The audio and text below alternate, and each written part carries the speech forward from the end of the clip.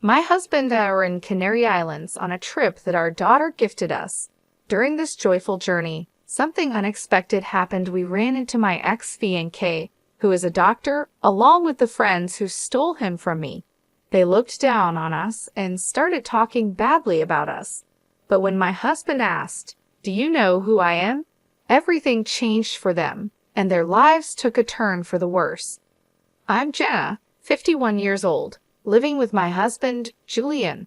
Our daughter, Maud, has become independent and is busy with her work and love life. She visits us occasionally and shares different stories, which makes us happy because she seems to be leading a fulfilling life. Maud is not Julian's child. Her real father passed away from illness when Maud was just 5 years old. It was a deeply sad time for us, and it took a long time to recover. However, thanks to a certain person, we were able to enjoy life again, though that same person would later betray us. 20 years ago, my husband suddenly collapsed and was rushed to the hospital for emergency care. A few months later, he passed away. At first, I couldn't accept this reality and spent my days in deep sadness, barely able to take care of Maud. Working was out of the question. My mother, who came to help from my parents' home out of concern, suggested that I see a psychiatrist. Dr. Austin, the psychiatrist who treated me, was incredibly understanding and kind. He and his father ran the clinic together, treating many patients as a two-person team. It was always busy because of the number of people needing help, but despite everything, Dr. Austin showed concern for Maud, who had suddenly lost her dad, and suggested she attend sessions with me. I was so caught up in my own problems that I didn't realize Maud was also hurting. I blamed myself, thinking I was a failure as a mom and wondering if things would be better if I weren't around. It's easy to lose sight of everything when you suddenly lose a partner you've been with for years. Dr. Austin never dismissed my feelings. He gave me medication and also provided emotional support. He told me, "Please come in right away if anything happens. If it's hard to come to the clinic, please call this number." He handed me a business card with his phone number on it. At first, I thought it might be a bother to call him, but I also knew I might need it in desperate times. Once, when I was feeling so low that I considered leaving this world and leaving Maud behind, I called Dr. Austin for help. He listened to my tearful words without interrupting, offering advice and encouragement that greatly relieved me. Just as I was about to hang up, he said, "If it's okay with you, I can give you my ID so you can send me messages." We started exchanging messages, and thanks to that, I gradually began to feel better. The days when I didn't think about my late husband became more frequent, and I eventually recovered enough to return to work. I sent Dr. Austin a message of gratitude, thanking him for everything. Then, to my surprise, he replied, "Jenna, if it's all right with you, I'd like to be there for you in your personal life too." I was shocked. I never imagined Dr. Austin had feelings for me. He said, "I understand you're a widow and heartbroken, but to be honest, I fell in love with you at first sight. I really like you and would never leave you. Would you consider being in a relationship with me?" His sudden confession took me by surprise.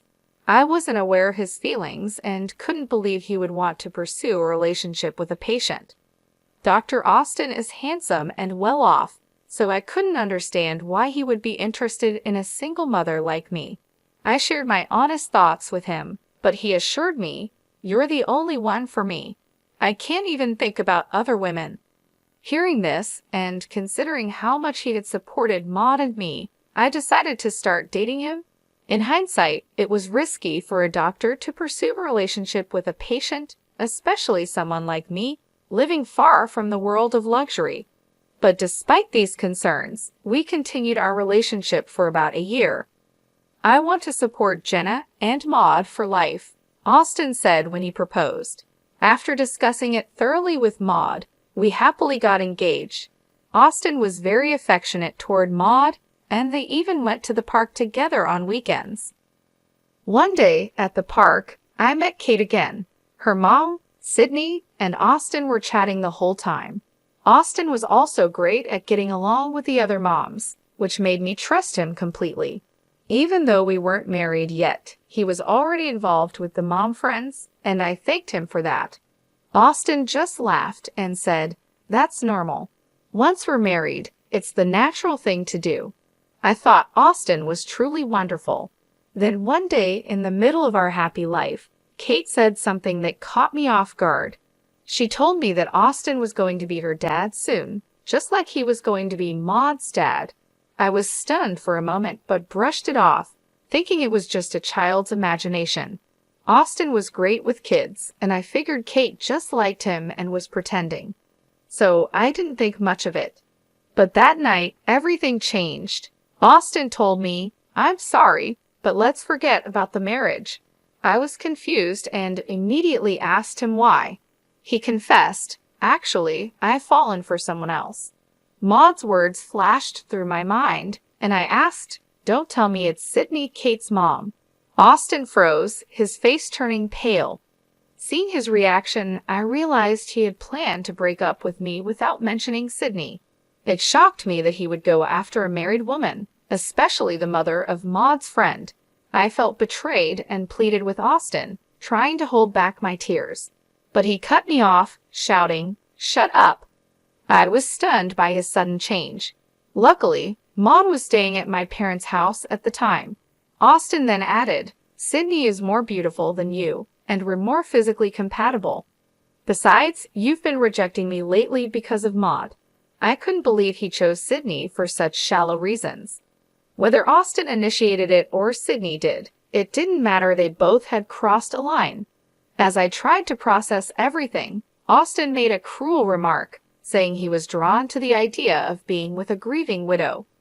"I liked the way you looked, even though your clothes and hair were a bit shabby. But it was your appearance as a widow that really attracted me. I wanted to control you." It was awful to realize that he never loved me for who I was. He continued, "I kept treating you because I didn't want another doctor to take you away. It was a mistake that you recovered so well. Maybe it's thanks to my skills as a doctor. I should have made sure you kept coming to the hospital." I was shocked and couldn't understand what he was saying.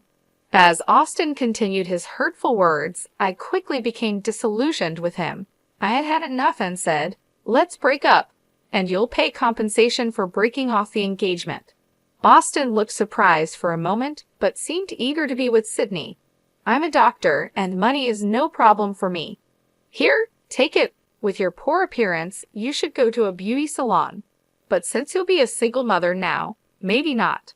And so, my relationship with the despicable Austin ended. I also demanded compensation from Sydney. She said, "Since you're a single mother, you'll need money. Fine, I'll donate this to you. In return, I'll take Austin without any hesitation. Bye, greedy poor person." I was never particularly close to Sydney, but I never imagined her character could be this bad. At this point, it seemed those two were a perfect match for each other. In fact, I even thought it was probably for the best that Sydney took Austin away. Later, I found out that Sydney got divorced, and within 3 months, both she and Austin had left town. However, since Austin's father's clinic was in the area, they likely hadn't moved far away. By the way, Kate, who was excited about Austin becoming her dad, ended up under the custody of Sydney's husband. Apparently, it was too difficult for Sydney's husband to raise Kate alone, so he also moved back to his parents' home. This news made Maud burst into tears. "I didn't want Austin to leave," she cried. More than being upset about Sydney taking Austin away, I was heartbroken to see Maud cry. I had never wished for someone's misfortune before, but after everything that happened, I sincerely hoped those two would be unhappy. Now, at 51, I'm very happy. I thought I was done with men, but then I met someone by chance and remarried. He's nothing like the despicable Austin, a truly wonderful man who cares deeply for both Maud and me. His name is Julian, and he's 55 years old. Although he's usually busy with work, he frequently makes time for our family. Now that Maud is independent and it's just the two of us, we're living like newlyweds. Then one day, he handed me something and said, "Here, take this and go enjoy Canary Islands." I received tickets to Canary Islands from Maud, who had gotten a bonus at work. She even booked the hotel for us. "Oh no, that's too much," I said, feeling overwhelmed. It was our first overseas trip. "Aren't you coming with us, Maud?" I asked. "It's a token of my appreciation for all you've done, so go enjoy it together," she replied. We accepted Maud's kind offer and decided to go on the trip to Canary Islands.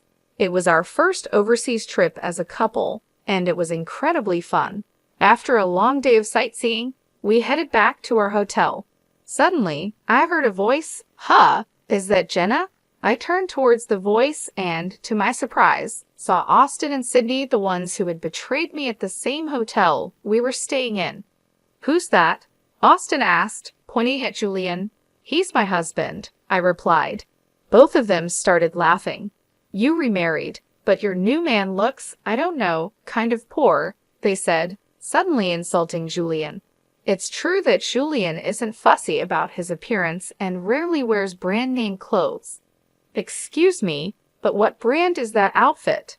Austin asked in a clearly condescending tone. When Julian mentioned the name of a clothing chain store, the two of them burst into laughter. "What? You shop there? You're poorer than I thought. Unbelievable.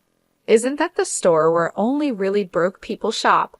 They mocked a person they had just met, and I was so shocked that I couldn't speak. "You seem to be struggling with money, yet you're on a trip to Canary Islands. Are you sure it's okay?" Austin questioned. Julian responded calmly, "Actually, it's a gift from our daughter, which we're very grateful for." Julian's smile and composure showed a mature response. "Daughter? You mean Maud? She's already an adult, but it's pathetic to beg your own child for a trip to Canary Islands. If you're going to beg, ask for clothes, not a trip," they continued mocking. "Exactly, Jenna, still living a poor life even after getting married. Isn't that crazy?" Their rudeness was too much, and I was furious, ready to respond.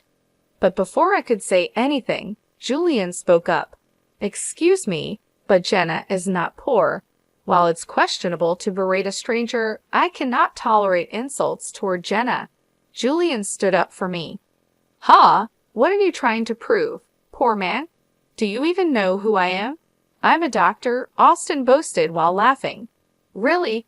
You're a doctor?" Julian calmly asked. "Yes, I am the only son of a clinic owner, and I'll be taking over as the head doctor soon." "Impressive, right?" Austin continued arrogantly. "Doctors are rich and can choose any woman they want. You poor people are in a different league, you just look poor." I couldn't bear to listen to Austin's words anymore, and meanwhile, Sydney stood there with a nasty smirk on her face. "You keep calling me poor, but do you even know who I am?" Julian asked, clearly frustrated. Austin, thinking he had the upper hand, dismissed him as just some poor guy. In the short time we had been talking, Austin had used the word poor so much that it seemed like his favorite insult. It was obvious that he looked down on others. But then Julian said something that completely changed the smug attitudes of both Austin and Sydney. "Actually, I think I'm quite well off," Julian began. "I run a pharmaceutical company." "What?" Austin exclaimed, clearly shocked. Yes, Julian had inherited a major pharmaceutical company from his father. In fact, he even supplied the hospital where Austin worked. The realization hit Austin hard. He finally understood who Julian was. "No way. You're the president of the company we rely on." Seeing Austin's shocked expression, Sydney started to panic. Julian remained calm and polite, saying, "Thank you for using our services," with such elegance that I found myself falling for him all over again. Sydney, desperate to regain control, snapped, "So what if you're a pharmaceutical company president? If the doctors decide not to use your drugs, it's over, right?" Austin, "Stop dealing with this guy's company." But Julian wasn't fazed. "That's not possible," he replied. "The decision is made by the head doctor and the pharmacists. It's not something I can interfere with." Austin's face turned pale as he realized the gravity of the situation. Sydney, too, went pale as the reality of what they had done sank in. "Did we just make a huge mistake?" she asked, and Austin could only nod in response. Julian continued, "I've had a long relationship with your father. We've played golf together and shared meals.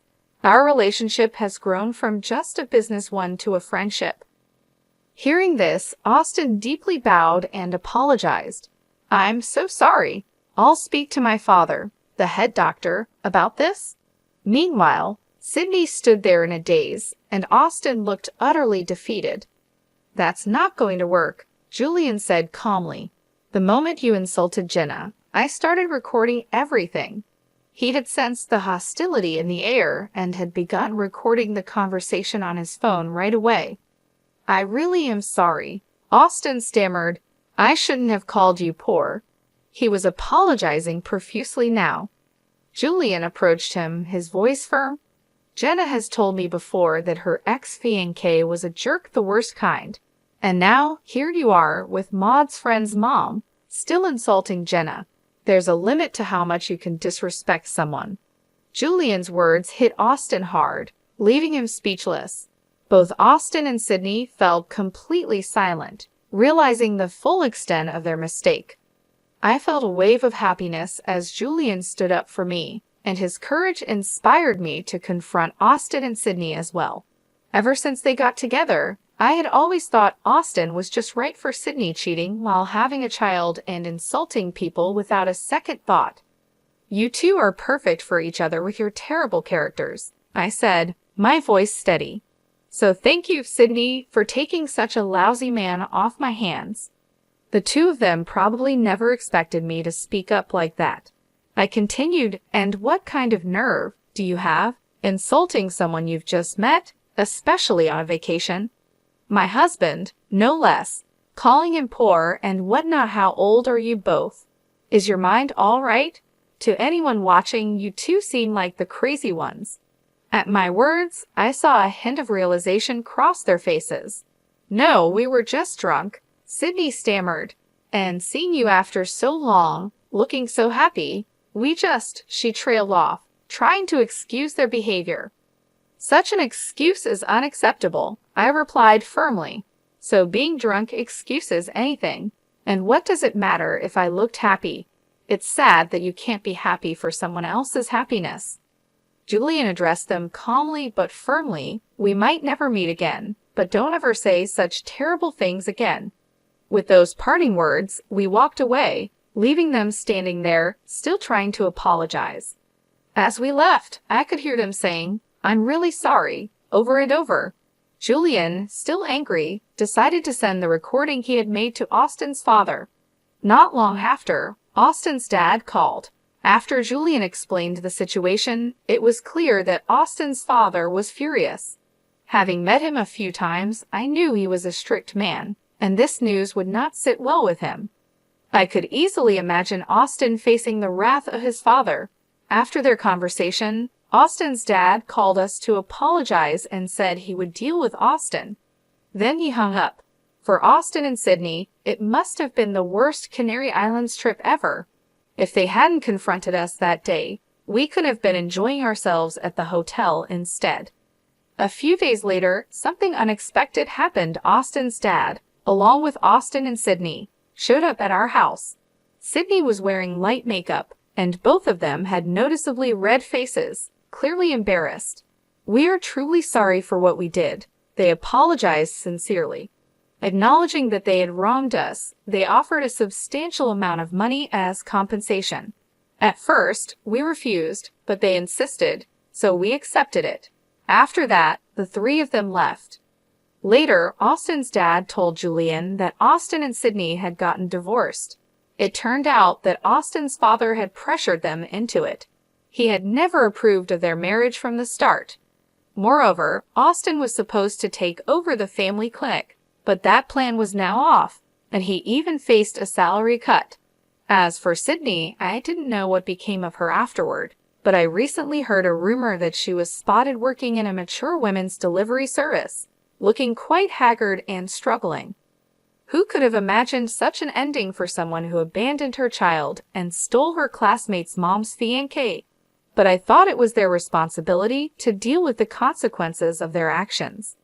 As for us, we felt upset after that incident, but after a good night's sleep, we felt refreshed and enjoyed the rest of our Canary Islands trip. When we told Maud about our experience, she laughed and said, "That's a good example of the kind of adult not to become." Indeed, I thought, it was for the best that we had split up with Austin, especially for Maud's sake. Now, we're planning our next family vacation, eagerly looking forward to our happy trip together.